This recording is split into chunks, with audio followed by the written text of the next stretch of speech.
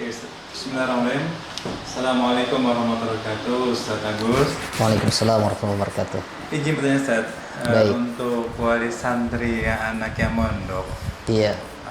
banyak wali santri yang baru-baru hatinya galau, khawatir anaknya tidak betah, Masya Allah. khawatir anaknya nanti sakit. Baik, Bagaimana Ustaz tips untuk menyiapkan hati para orang tua? Masya Allah, Alhamdulillah. Terima kasih Pak Rahmat atas pertanyaannya.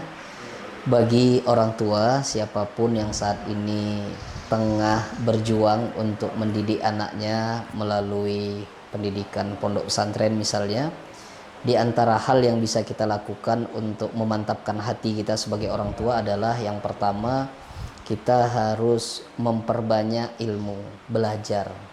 Jadi tidak hanya anak yang belajar, tapi orang tua juga belajar. Dan dengan belajar itu akhirnya orang tua punya ilmu dan semakin dikuatkan hatinya untuk mendidik anak-anaknya. Karena ternyata mendidik anak ini adalah kewajiban dan tanggung jawab orang tua. Termasuk dari bentuk kita mensyukuri nikmat Allah.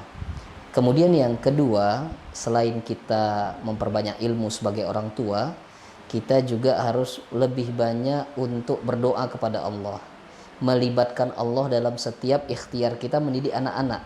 Jadi tidak sekedar mencari pondok yang terbaik, tapi juga kita harus berikhtiar dengan menitipkan kepada Allah.